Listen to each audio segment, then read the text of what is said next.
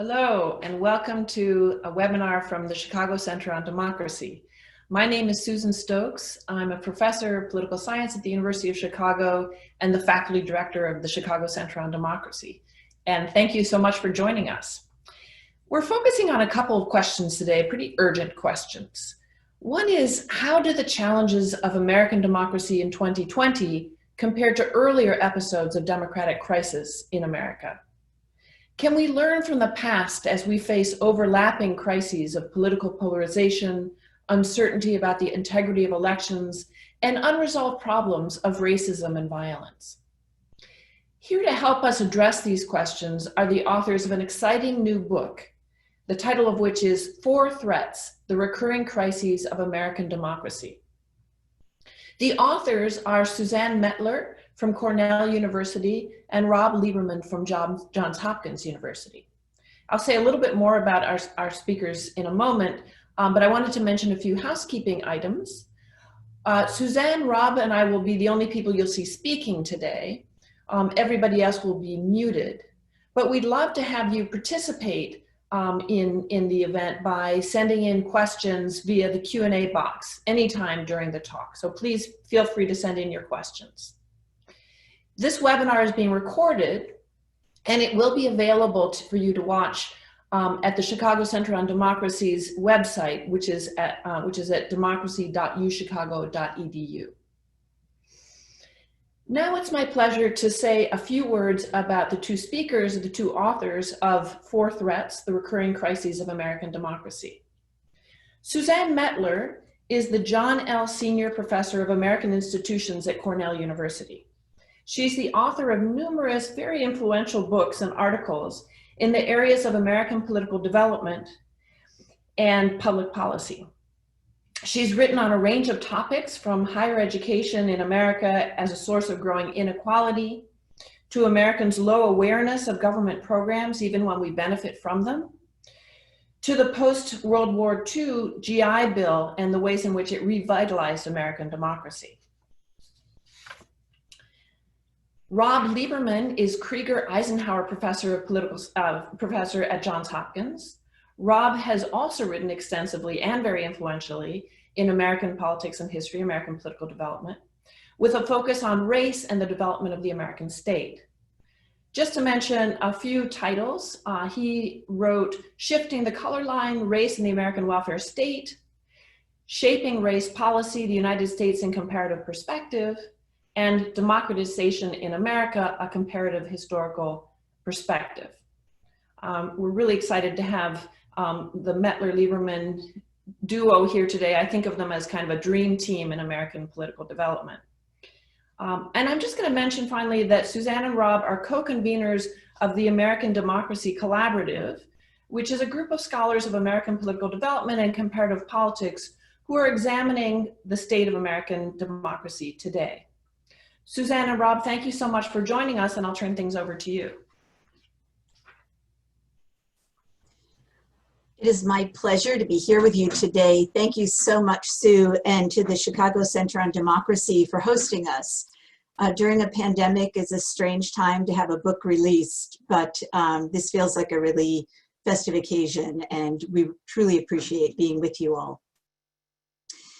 Political polarization had been growing for years. Each action by one camp provoked an even greater counterreaction from their opponents. Then the president signed into law provisions that made it more difficult for immigrants to attain citizenship, permitted the United States to deport those deemed to be dangerous or from hostile nations, and allowed for the prosecution of journalists who openly criticized his administration. Each were efforts to weaken the political opposition. The year was not 2017 or 2020, rather it was 1798, and President John Adams had just signed the Alien and Sedition Acts. Adams' emergent party, the Federalists, defended the acts as essential for national security. Or as one congressman put it, there was no need to, quote, invite hordes of wild Irishmen, nor the turbulent and disorderly of all the world, to come here with a basic view to distract our tranquility, end quote. Indeed, no sooner was the ink dry on the US Constitution than Americans became deeply polarized. Public officials led the way. For example, with James Madison and Thomas Jefferson leading the opposition party, they helped states that were governed by it, the Democratic Republicans, to refuse to recognize the Alien and Sedition Acts. Ordinary Americans also took sides. Federalists and Republicans often resided in different neighborhoods and they attended different churches. They each took on their own ways of demonstrating their patriotism and burned public figures in effigy. Sometimes violence ensued. As the decade proceeded, the conflicts became more antagonistic and the stakes higher. Political leaders had not yet developed the concept of legitimate political opposition, the idea that groups could take different approaches to governing and compete with each other routinely through the political process. Their conflicts then took on the proportions of mortal combat because they viewed the very survival of the young nation as being at stake. Many ordinary Americans worried that self-government was not going to survive the decade. They feared that monarchy might reassert itself, aristocracy might replace representative government, or some states might secede from the Union and cause its demise. The point is that early American democracy was fragile. The overarching question for our book is whether we should also be worried today. Is American democracy genuinely in peril now? Now, there are sound reasons to think that it's not. We have the oldest constitution in the world with its system of checks and balances intended to fragment power. The United States is wealthy, a factor that makes the loss of democracy unlikely. In addition, while the nation in the 1790s included institutions that repudiated democracy, most of all slavery, and did not become a full democracy until the 1960s and 1970s, it's fair to say that democracy has progressed over time, becoming more robust and inclusive. So each of these reasons makes democracy today seem secure. On the other hand, it is not unreasonable to wonder whether democracy may be at risk of deteriorating or backsliding. These days, worldwide, we don't tend to see democracy taken at the barrel of a gun, canceled elections, or the disbanding of a legislature. Rather, it tends to happen in more subtle ways. Typically, elections are still held, and yet democracy decays, such that a nation becomes a hybrid, containing some features of democracy, but not others. And it acquires this character of competitive authoritarianism. In other words, we shouldn't be thinking of an on-off switch for democracy or not democracy, but rather of a continuum. And the question at any point is whether we're moving toward becoming a more full democracy or backsliding in the direction of autocracy. That's the task that we take on in this book, 4 Threats. We examine 5 earlier periods in American history when people were concerned about backsliding, and we observe the patterns that ensued, and then we analyze our contemporary period in light of what we've learned. Now, by democracy, we mean a system of representative government with accountability to citizens. There are 4 pillars that we think make this work, and they are our indicators in any period of whether democracy is subject to backsliding. They are free and fair elections, the rule of law, the legitimacy of the opposition, and the integrity of rights, including civil liberties, civil rights, and voting rights. We've learned from those who study democracy around the world that there are 4 key threats that make democracy vulnerable. The first is political polarization. Democracy works well when there are multiple groups and identities in a society such that people have overlapping and cross-cutting affiliations. What is problematic is when these differences increasingly align, with people sorting themselves into 2 camps of us versus them. Then politics ceases to be a process involving negotiation and accommodation. Rather, it becomes like mortal combat, and opponents become like enemies. The second threat we call conflict over the boundaries of the political community. Democracy works well when people can agree on who is a member and what their status is. An unresolved formative rift in the nation's founding over who is included can reemerge as a source of trouble again and again. In the periods that we examine, battles over race take center stage, especially concerning those most overtly excluded in the nation's founding, African Americans. The third threat we examine is rising economic inequality. Places where inequality is high and growing are more likely to suffer democratic deterioration. The reason is that the affluent become worried that the masses will impose redistributive policies and raise their taxes very high. So to protect their interests, they seek to solidify their power, and they're willing to support repressive measures to do so if that's what it takes. The fourth and final threat is executive aggrandizement, the enlargement and concentration of powers of the nation's top leader with the accompanying demise of checks and balances that make a nation more prone to tyranny. So we find that all four of these threats have waxed and waned and combined in different ways in American history. I want to take you now for a few moments to the 1890s. In the decades following the Civil War, democracy, for those who had rights to participate, was quite vibrant in the United States. It now included African American men in the South who had gained voting rights and were participating at high rates in elections and running for office, primarily as Republicans. Also, the People's Party emerged in 1892 out of the agrarian populist movement, and it too began to run candidates quite successfully. But at that very juncture, democracy was thrown into crisis. Let's zoom in to North Carolina in the 1890s.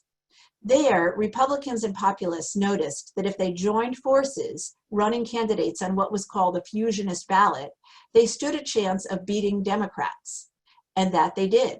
In 1896, the fusionists had managed to elect Republicans as the governor and to the majority of the state seats in both the U.S. House of Representatives and the state assembly. At this point, Democrats' worst fears had come to pass, and they began to plot their way back to power. In 1898, they staged a coup d'etat in the city of Wilmington. Wilmington was the state's largest urban area, and it was a success story. African Americans had been moving into the middle class. 3 members of the Board of Aldermen were Black, as were numerous public sector employees. The Daily Record was a Black-owned newspaper in town, and as a daily, it was the only one of its kind in the nation. So democracy seemed to be on the rise. But on the morning of November 10th, nearly 2,000 white men who belonged to paramilitary groups gathered at the city armory, brandishing rifles and pistols. They marched directly to the offices of the Daily Record, set the building on fire, and watched it burn. Then they advanced through Black neighborhoods, murdering hundreds of Black residents. They dragged prominent people from their homes and threw them in jail, or took them straight to the train station and made them leave town. Before the day was out, the Democratic leaders, at gunpoint, forced the resignations of the mayor and aldermen and installed their own in their place. A few months later, the Democrats statewide took measures to make their power permanent. They scaled back voting rights by establishing poll taxes and literacy tests.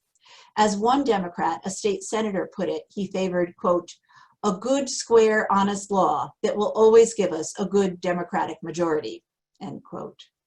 What happened in North Carolina brought out into the open a major transformation that was occurring more quietly all over the South as white elites in the Democratic Party shut down the political opposition.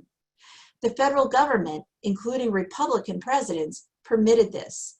In 1898, President McKinley heard the pleas of African Americans in Wilmington asking for help, but failed to intervene. As disenfranchisement happened in state after state, President Theodore Roosevelt simply watched. Then President Taft went so far as to praise the restrictive rules for excluding what he called, quote, an ignorant, irresponsible element from the electorate. The result was the disenfranchisement of millions of Black men and some poor whites. White Southern elites, meanwhile, regained extra political power, not only to rule in their own states as autocrats, but also to exercise an outsized voice in national politics for the next 50 years. By the end of the 1890s, all 4 pillars of democracy had suffered harm.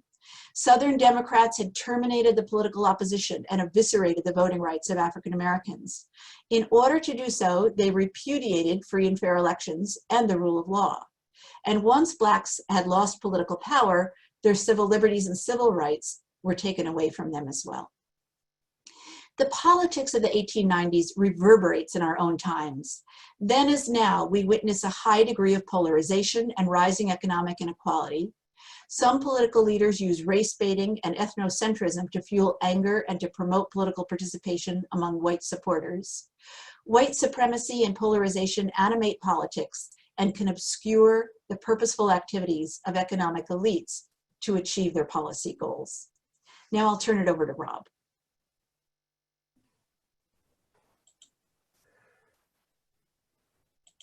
Thanks, Suzanne. So I'll pick up the story in the 20th century.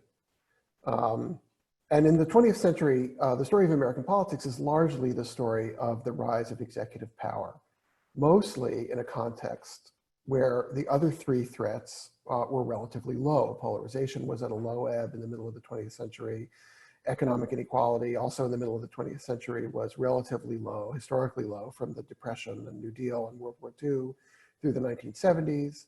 And this is a period when race is less of an explicit partisan line of division in American politics. So our two 20th century episodes in the book focus on the arc of executive aggrandizement in the 20th century. And we begin in the 1930s. In the 1930s, Franklin Roosevelt assumes power as president at a moment of deep economic and political crisis, more or less at the trough of the Depression. And many Americans expected Roosevelt, when he became president, to assume essentially dictatorial power, emulating the drift from across the Atlantic in Europe, where many countries had slid out of democratic regimes. And many Americans, many liberals, prominent liberals, including people such as the columnist Walter Lippmann, in fact, urged him to do so.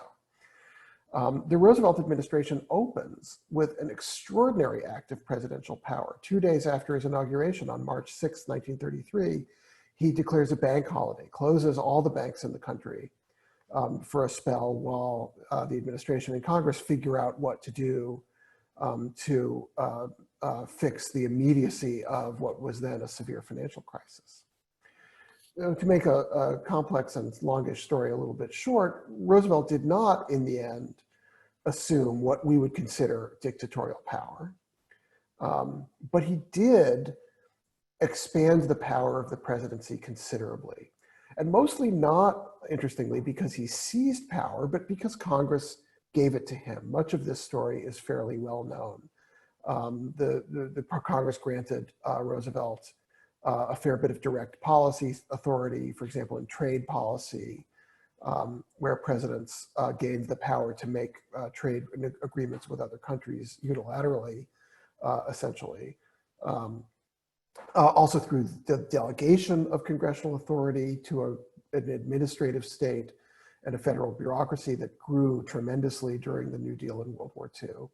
And finally, through the power to reorganize the executive branch and make create the executive office of the president and make the White House more robust as an administrative, an oversight management tool over the federal government.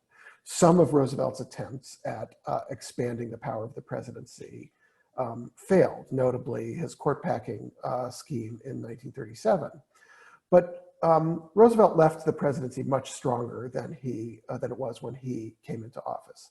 Less well known, I think, than these policy moves is a secret memo that Roosevelt signed in 1940, which was actually authored by J. Edgar Hoover, that authorized the federal government to undertake illegal wiretapping of telephones in response to Roosevelt's fears of mostly Nazi and to a lesser extent communist subversion in the United States. This was in 1940 when Europe was already at war, and the European war was, the World War was knocking on the United States' door.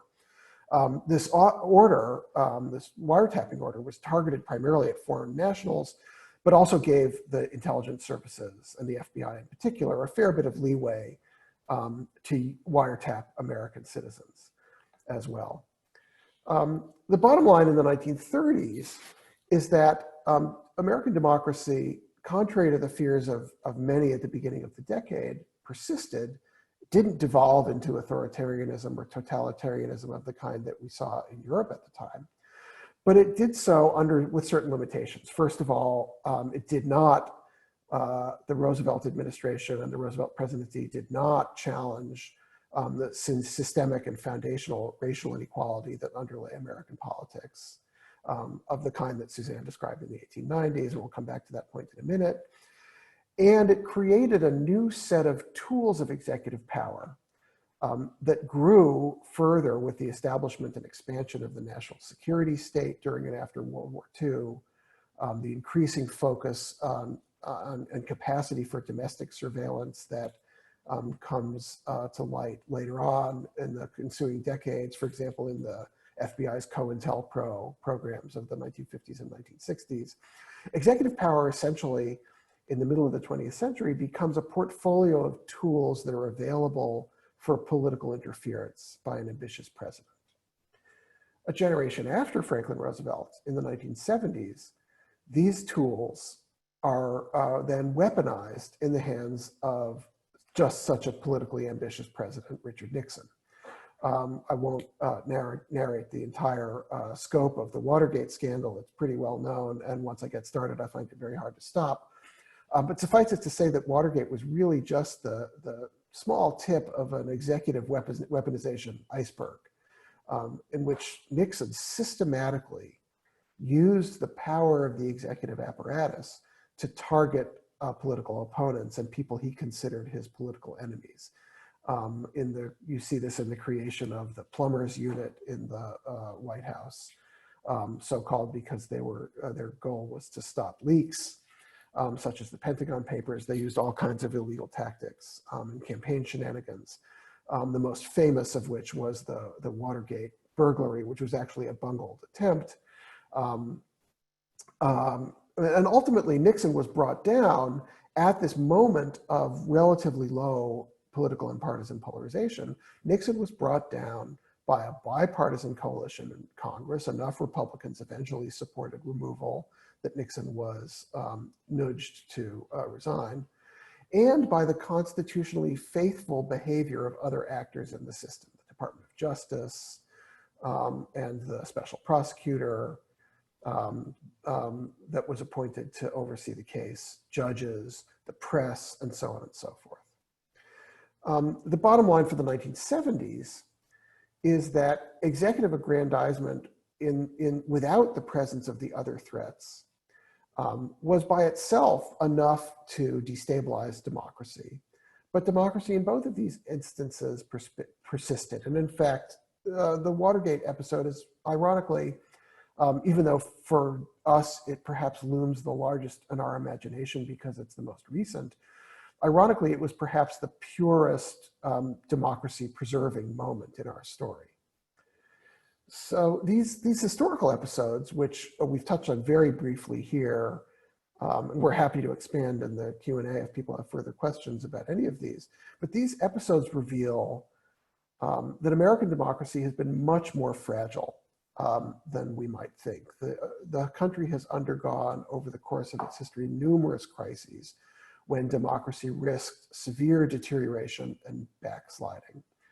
For those of us who grew up in the last half of the 20th century, it's sometimes startling to recognize that we came of age in an unusually stable and calm period for American democracy. Over and over again in its history, the country has risked instability and succumbed to violence and the diminution of rights. In short, the possibility of democratic backsliding has loomed over American history for quite a long time. The four threats that Suzanne described have waxed and waned and combined and recombined throughout history in a number of different ways. And Suzanne, if you can show our first slide now, that would be great. There we go. So you can see in this picture just a little schematic overview of the presence of the different threats at different periods of American history. And you can see that they combine in different ways, and they appear and disappear in different patterns. In three of our periods, the 1790s, the 1930s, and the 1970s, one of them was prominent. Polarization in the 18th century and executive aggrandizement in the 20th century. And that in itself was enough to destabilize democracy. In the two most dramatic of these cases, the 1850s running up to the Civil War in the 1890s, three of them were present, all but executive aggrandizement, giving rise to the most cataclysmic challenges to American democracy, the Civil War in one case, and the violent overthrow of legitimate governments in the South and mass disenfranchisement that Suzanne described a few minutes ago. Perhaps the most sobering observation about this pattern over history is about these recurring crises, is that the resolution of crises, to the extent that they've been resolved, has often revolved around a compromise of democratic values that entails perpetuating or expanding racial hierarchy and exclusion. In fact, challenges to democracy are generally overcome not by heroic action or by high-minded democratic leaders who act with restraint and put partisan concerns aside in favor of national unity. Rather, to put it bluntly, Americans have often preserved a version of democracy for themselves, typically for white Americans, for those already inside the club, by restricting who's included within the promises of democracy. In the election of 1800, which was shaped largely by the 3/5 compromise of the Constitution, by disenfranchisement in the 1890s, the way in which Roosevelt kept the domestic peace in the 1930s, but systematically avoided dealing with racial inequality or systemic racial oppression in the South in particular. Today, and here we can move on to the next slide, which is a version of the same chart, but with the current period added, we face what we think is a really dangerous convergence. This is the first time in American history, as far as we know, that we face all four of these threats at once, which suggests that democracy is genuinely and perhaps uniquely at risk in the current moment.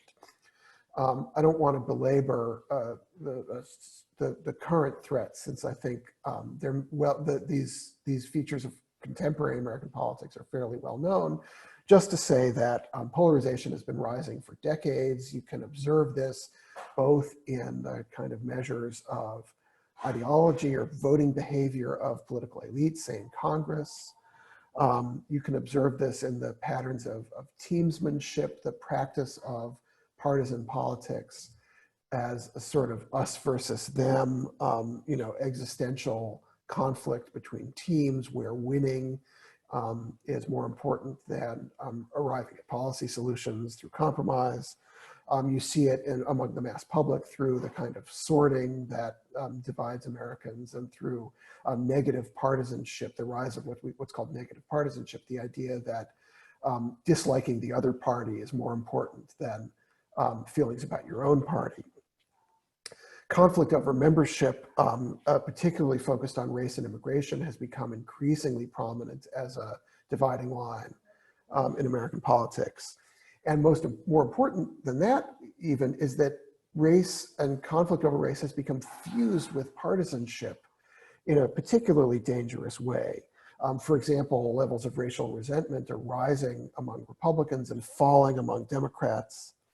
And so that's increasingly a dividing line in American politics, rising in economic inequality. We hardly need to describe this.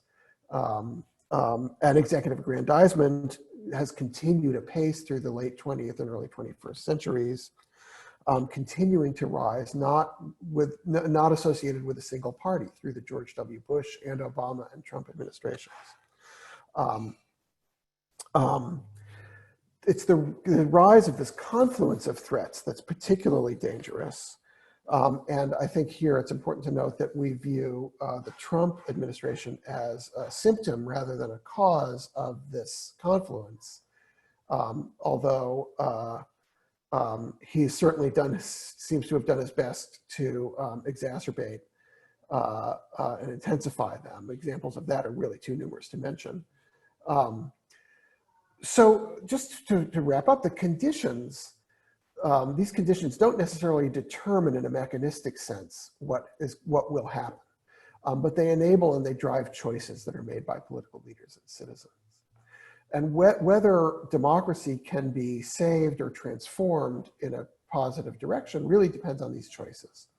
And history is full of such choices. Too frequently, Americans have chosen a destructive backward path, one of the more sobering realizations that we came to when working on the book. In other cases, Americans found a more productive way forward. And if history is any guide, we can't really take democracy for granted. There are a couple of glimmers, I think, of hopefulness. One is that Americans still believe in democratic values across lines of party and ideology and so forth. The question is how to make preserving and restoring democracy a truly important political priority. A second glimmer of hope that I think we can see in recent events is the coming out of the Black Lives Matter protests of the spring and summer after the George Floyd murder in Minneapolis, is the broad embrace, I think historically broad embrace of the idea that not only that systemic racism has been an impediment to democracy for a long time in the past, but that this is something that demands current attention. How that will play out is hard to say, but I think it's somewhat heartening to see that in the country in the last few months. Abraham Lincoln repeatedly referred to American democracy as unfinished work, most noticeably at Gettysburg and in his second inaugural address. And we think history suggests that he was right, and that it's incumbent on us, this current generation, to do what we can to, if not finish the work, to push the work forward of creating a true democracy in the United States. And we think that our times especially call on us to follow his call yet again. So we want to thank everyone for your attention, and we look forward to your questions.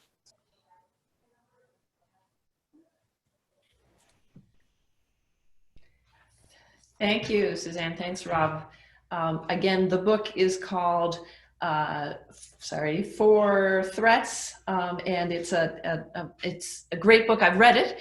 Let me just say in general that, first of all, please don't be shy. Send in your questions on the Q&A function on Zoom. The authors are really excited to have your questions. I read the book. One of the things to say in general about it is, if you think there's a book about that sort of that talks about episodes of during which there was a there have been threats to American democracy, and you think about that book in relation to the present, you might think that what it's going to tell you is, don't worry, we've been through this before. Kind of medical analogy was, what doesn't kill me makes me stronger.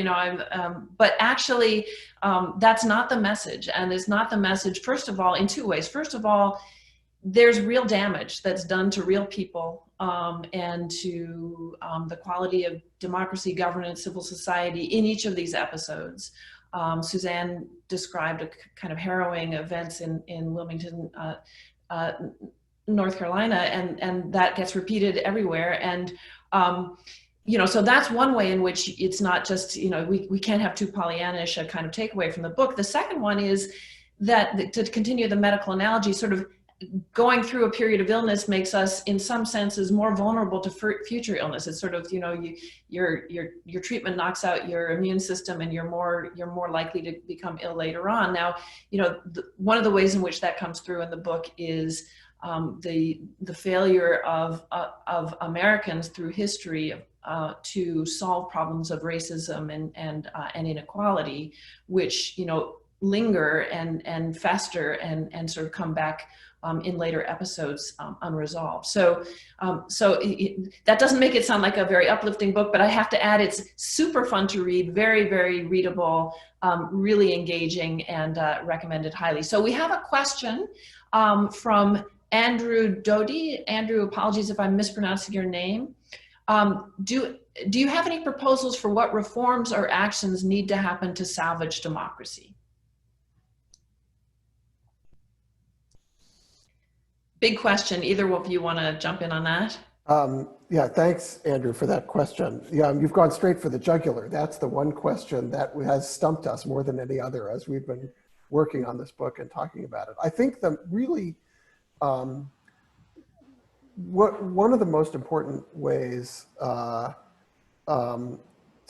think about this is to think about how can we make democracy itself a priority.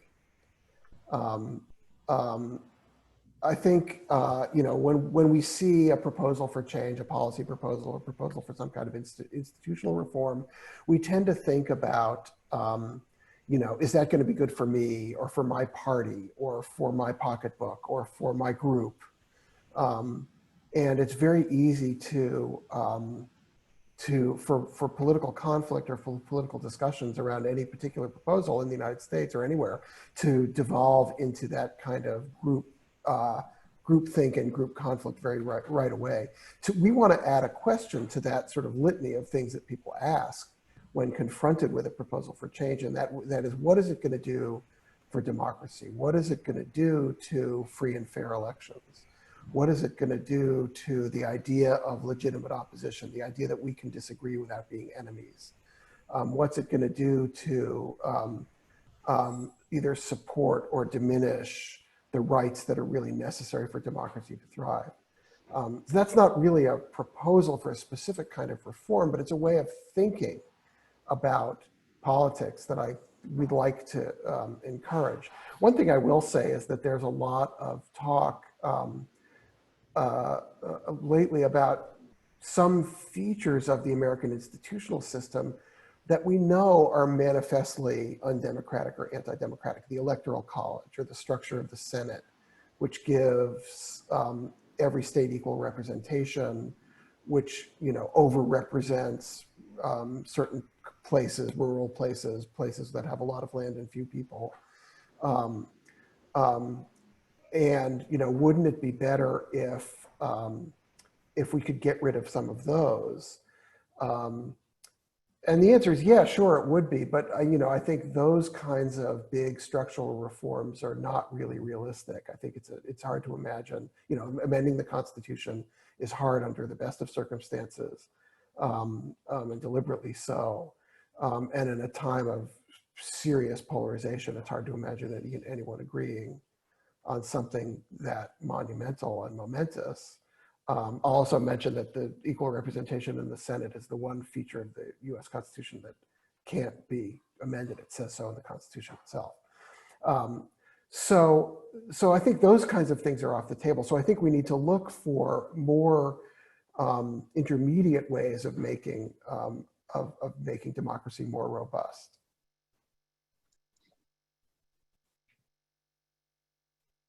Thanks. Let me field another question, this from Dimitra Kasimis. I really appreciate the book's stress on contingency, and it makes me wonder whether the speakers have any thoughts on how or why the notion of democracy's progressive arc became such a central or organizing idea in political science. That's a really interesting comment. And I think for myself personally, I was very much ensconced in that kind of a view. I think a lot of political science has been that we had this idea that, the country had all sorts of restrictions on democracy early on, but that there were these ideals, these aspirations, and in time it became more democratic. The contingency, of course, is not a surprise to historians. So as Rob and I began this project, we became immersed in all this literature by historians and some political historians, some scholars of American political development in American politics, who have been studying these periods for a long time and saw backsliding at play. You know, I think the story of a progressive arc over time is kind of part of our national lore, and it's really attractive and it's really appealing. And also it's been very much the story of the 20th century. So, you know, our own lifetimes, we saw a lot of that kind of progress. And so I think that in the last few years, there was suddenly a jarring kind of wake-up call that that's not how things were going. And then it became quite illuminating to look back at these earlier periods and to realize that that hasn't been the rule. Another question from Enrique. Thank you for this talk. I was curious what role you see media playing, cable newspapers, social media, et cetera, playing in the stabilization or destabilization of American democracy historically and currently. Yes, we see it as very important. Now, it's fascinating, you know, if we start with the 1790s, very quickly, people who had been among the founding fathers quickly become the midwives of a partisan press, and they're going after each other. Polarization grows through all of that. So we make a mistake to think that our polarization in the media today is something new. It has all sorts of historical precedents that came up again and again in our case studies. You know, in the middle of the 20th century, again, it was kind of an exceptional period in that one of its hallmarks was the heyday of investigative journalism. And, you know, the three major networks, Walter Cronkite conveying to Americans a kind of mainstream kind of interpretation of what was happening in politics. And then with growing technology, to have the proliferation of news sources that we have today, and also with some changes in public policy in the 1980s, there's been the emergence of this new partisan press. But the other thing I would mention is that has not operated all by itself. We are struck as we tell the story of rising political polarization about how political leaders have used changes in technology in the media in order to advance their agenda. We focus a lot on Newt Gingrich, who starting in the 1970s was one of the leaders in Congress who said, we, the Republican Party, we're tired of being the minority around here. We want to start to play hardball, and we want to become competitive in elections. And one of the things he did was a two-pronged approach to the media. On the one hand, lambasting the media as being liberal and illegitimate, etc. But on the other hand, he was a media darling. He knew how to encourage all kinds of events where the Democrats would be embarrassed and the press would show up to cover it in Congress and so on. And we really see an arc where down to the present, you can see President Trump using those same strategies with the media very effectively. We've had several more questions that sort of focus on the upcoming election and the current situation, and I would summarize them as asking, what can common citizens do? If we're concerned about democratic erosion, threats to democracy, what can we do as individuals? And also questions about the upcoming election and any thoughts about the impact on the status of democracy in the United States, depending on the outcome of the election. And I guess the conduct of the election more generally. Yeah, I think those are great questions and important questions. I think, it's a cliche, but I think the most important thing that people can do, the election is now only weeks away, is, vote. And organize, mobilize. I think those are the things that from the ground up have been the most effective way of forcing change. And as I said before, I think, you know, the protests that have spread out across the country and shown up in surprising places are a ray of hope that as a forcing mechanism to get political leaders to pay attention to some of these critical issues. The second part of the question, I think, is more troubling and knottier in a way, and that is, will we be able to have a free and fair election in the United States? And that, to me, has become really quite a worrisome question. You know, you see the President of the United States actively and sort of shamelessly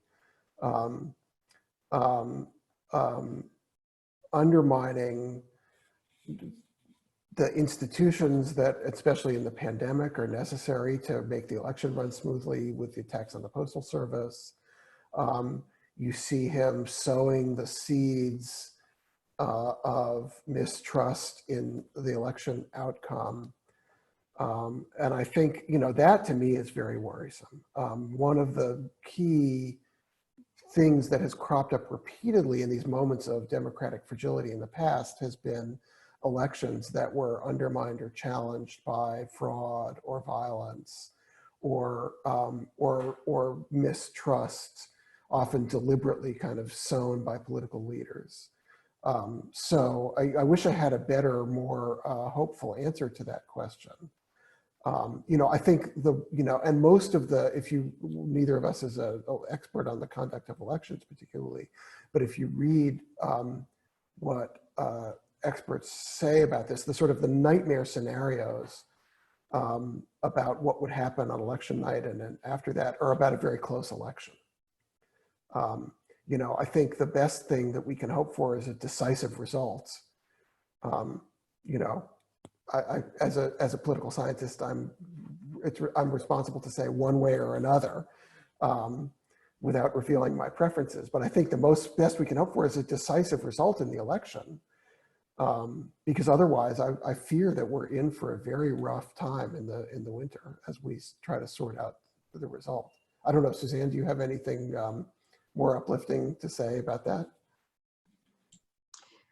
Probably not more uplifting. Yeah, I mean, one of the things that is striking to me as the country today is experiencing growing anxiety around the coming elections is that it's bringing to mind these earlier periods of time. The election of 1800 is going into that. People were really nervous that there was going to be violence, that whatever the outcome, there would be violence, and were really quite terrified about that, and that the nation might not survive the election. And then, of course, in 1860, the nation really did not survive for a time the election. And so, you know, an election is necessarily a polarizing event, as my colleague David Bateman would say. And so in an era of high polarization, you know, things have really become exacerbated, heightened the tension around that. But I think what people need to do who care about democracy is make it the priority.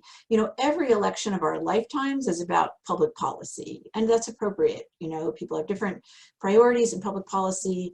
But I think that this year it's something more fundamental that is at stake here that we don't usually think of as being at stake. And that is democracy itself. And as you know, Rob was talking earlier in response to the question about what can be done. You know, I think many people would say, well, what can we do to scale back polarization or scale back inequality? Those are really ambitious goals, and that's hard to do. But the lower hanging fruit is to try to protect the pillars of democracy, the free and fair elections and their integrity, the rule of law, the legitimacy of the opposition, and the integrity of rights. And I think that it's really crucial to insist, and this should be a bipartisan goal, that those things be protected for the nation to move forward. Thank you.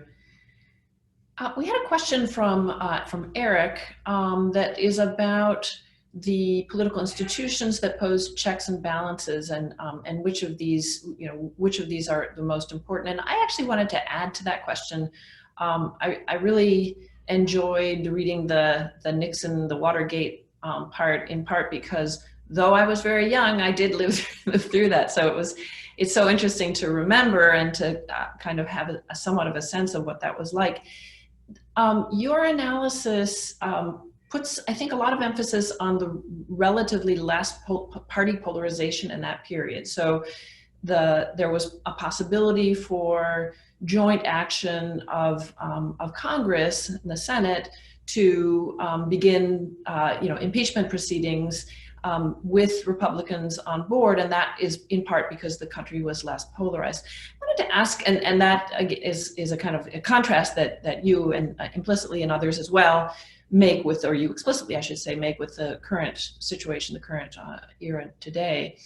What about the another important contrast between the impeachment, the failed impeachment we just went through, or the impeachment and acquittal that we went through end of last year, and the Nixon era, which is not just party polarization, but the fact that Donald Trump has a very substantial and very passionate personal following.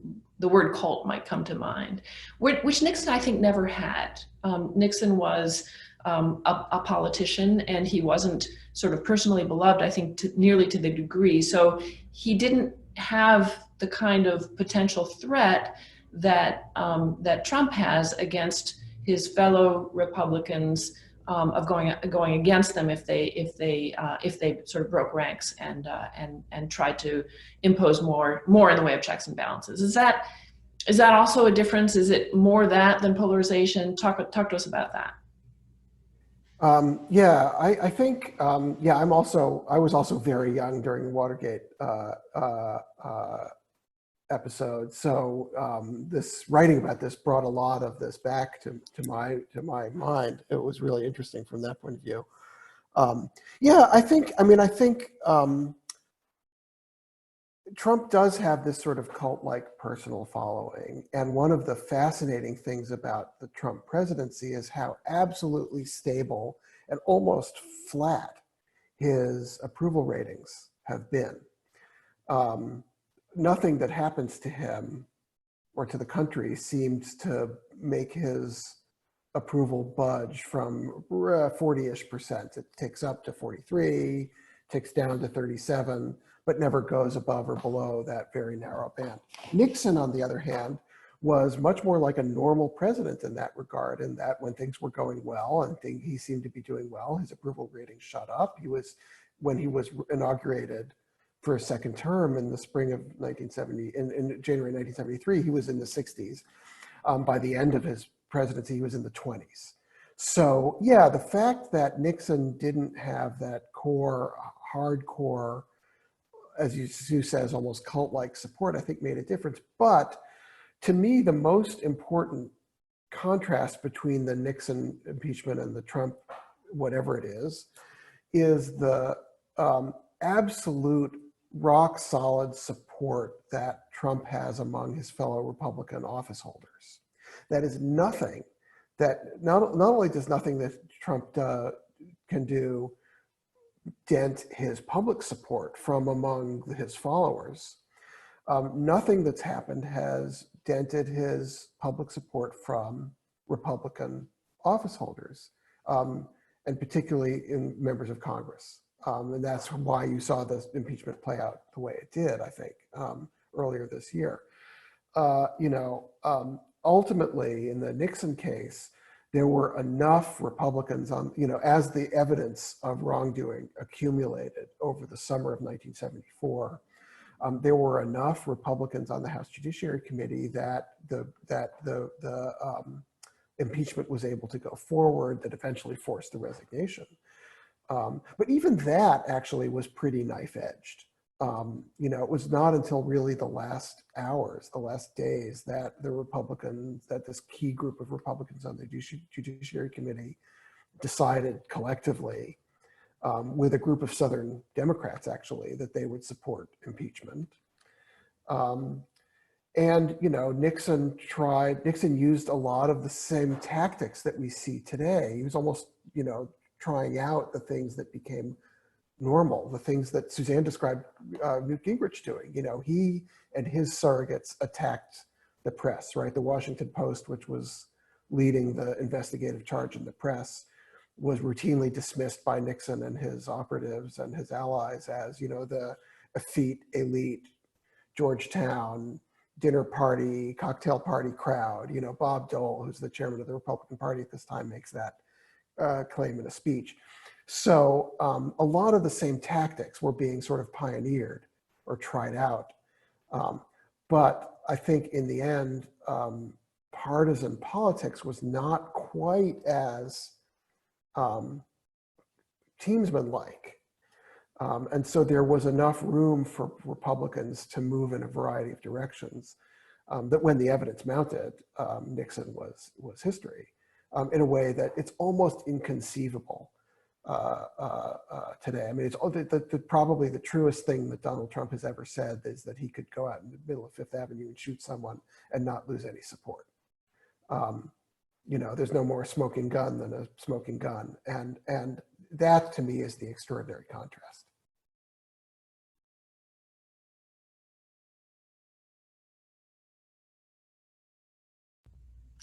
We have a number of additional questions, and I'm afraid we're running short on time. So let's just try to sneak in one more. So Manuel has asked, if American democracy has been under threat of backsliding so deeply in its history, what factors do you have you found to make it so resilient?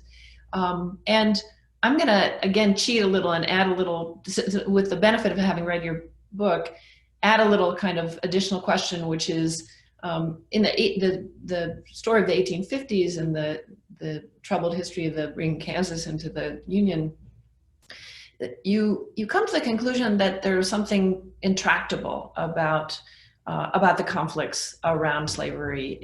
There was no democratic way to resolve that conflict, and that phrase has sort of echoed in my mind since I read it. And I wonder again about today and about how, you know, are conflicts tractable? Are they intractable? Is there, if you had to find sources of unity and problems that are tractable, what would they be? And sorry to throw this at you at the very end, we are almost out of time, but if you can just attack that briefly. Okay. Yeah, you know, in the 1850s, what was happening was that the country was moving toward a democratic solution to slavery. And what was happening is that the South was really losing power, and it was beginning to lose control of what it had managed to be in charge of for all of those decades. And it was unwilling to accept that. So the South, you know, after Lincoln gets elected, the South secedes and then the war begins. And so it wasn't that necessarily there couldn't be a democratic solution, it's that one side wouldn't accept it. And how does that compare to today in terms of the intractability of our policy differences? You know, it's interesting. I mean, there are certainly issues that really divide Americans by party today. Very strongly, that are issues around which it is harder to negotiate and compromise. Perhaps abortion comes to mind here, and you know, some social issues on which you can't engage in the same kind of accommodation and negotiation, or at least people will not accept that. The way was more traditional on policies that the national government handled until more recent decades. On the other hand, it's also the case that in many ways, the polarization that seems to characterize the American polity is not as great as it appears. Much of that is really, you know, partisans today have very negative views of people in the other party. And yet, when you look at public opinion polls about Americans' views on all sorts of issues, you have the majority of Americans of both parties who will support all kinds of things. And so, you know, political elites have been working hard over the past few decades, and the political scientist Francis Lee shows this very well, to try to show their differences from the other team, the other side, and to communicate that to their base, and that reinforces the notion of policy differences. But, you know, I think that in the hands of political leaders who can try to work across the aisle, which is, you know, very challenging given high polarization, it's actually possible to satisfy most Americans on all sorts of policy issues. So I think it's a complicated situation where there's some smoke and mirrors in terms of what the reality is. And then on the case of, you know, why has the United States been so resilient over time? It's not an inspiring story. It's not an encouraging story. I think we have been fortunate to, in the past, not have had all four threats converge at the same time. So that, you know, you didn't have executive power combined with high polarization and the other threats. And that's what we face today. So this is a more dangerous situation. It's also the case that we've had, as Rob mentioned earlier, these tragic settlements that we've gotten out of crises of democracy by reinforcing racial hierarchy. And the question for Americans today is, can we get out of this crisis of democracy in a way that expands democracy instead? Well, that's all we have time for. Thank you so much. I really want to thank our presenters, Suzanne Mettler and Rob Lieberman. The book, again, is Four Threats, The Recurring Crises of American Democracy. And on behalf of the Chicago Center on Democracy, I want to really thank our audience for attending and wish you a good day.